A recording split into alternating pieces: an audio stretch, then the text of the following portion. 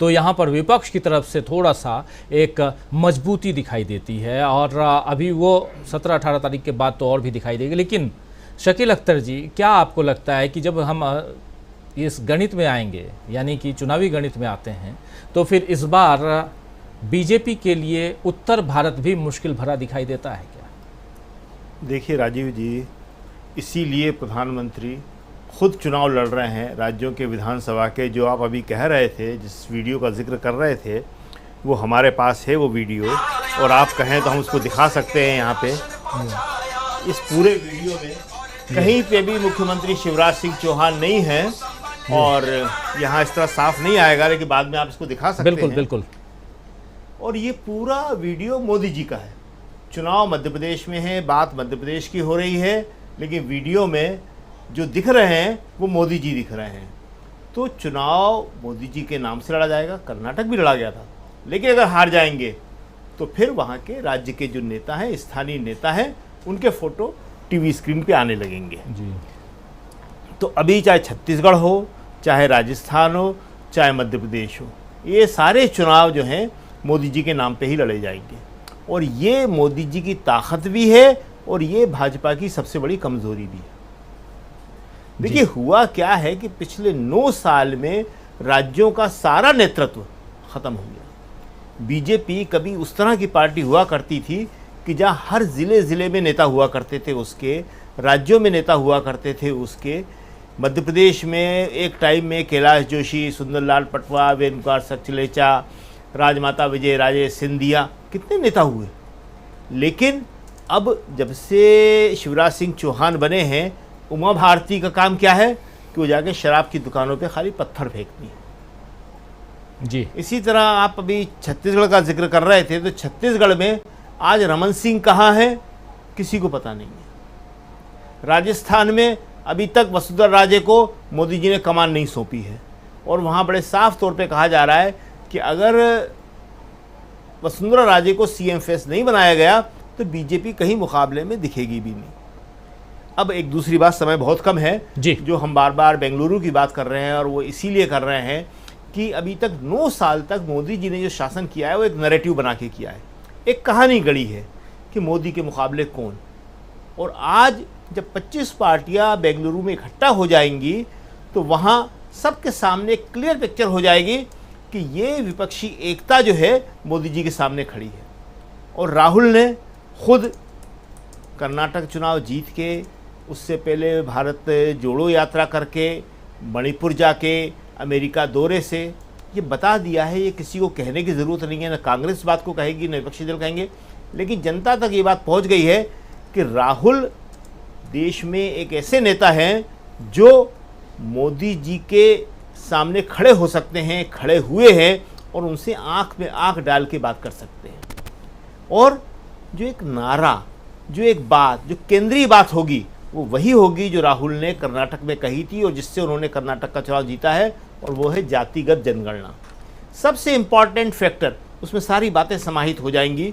वो जातिगत जनगणना की मांग अब हमें लगता है विपक्ष और ज़ोर शोर से करेगा, और उसके ऊपर बीजेपी को वो पीछे की तरफ धकेलेगा, बैकफुट पे ले जाएगा।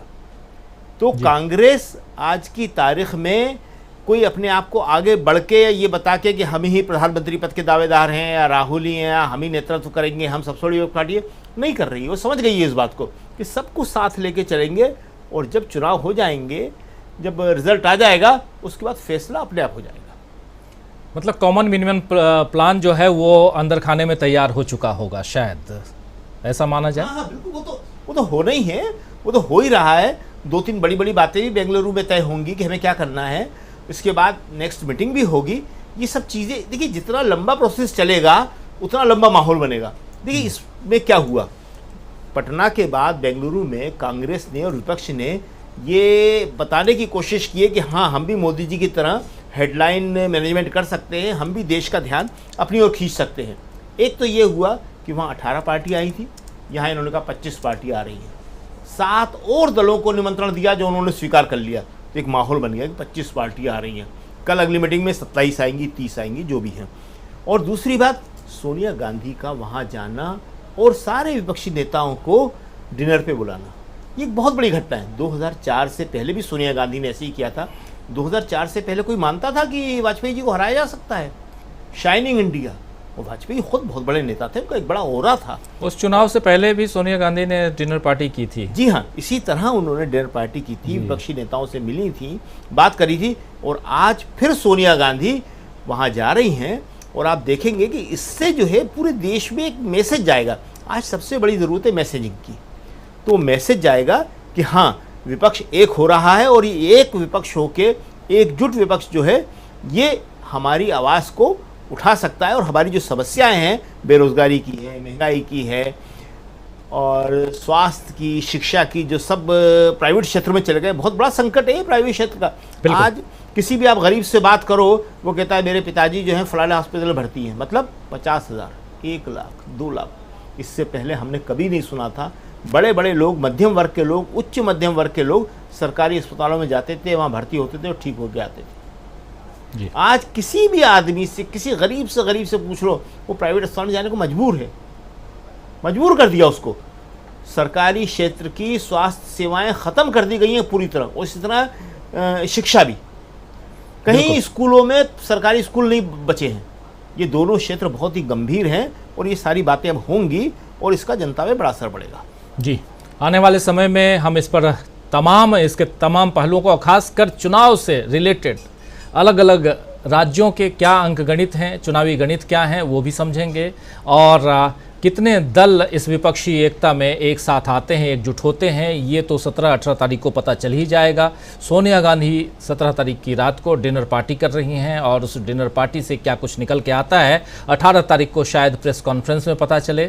लेकिन उससे पहले प्रधानमंत्री नरेंद्र मोदी अभी फ्रांस में हैं। फ्रांस के बाद वो UAE जाने वाले हैं, यानी संयुक्त अरब अमीरात जाने वाले हैं, जहाँ की राजधानी अबू धाबी आप जानते हैं, और वहाँ भी अलग डिप्लोमेसी नज़र आएगी, अलग पॉलिटिक्स हम देखेंगे वहाँ से। जैसे अमेरिका के बाद प्रधानमंत्री नरेंद्र मोदी इजिप्ट गए थे, एक लंबे अंतराल के बाद कोई भारत का प्रधानमंत्री इजिप्ट गया था।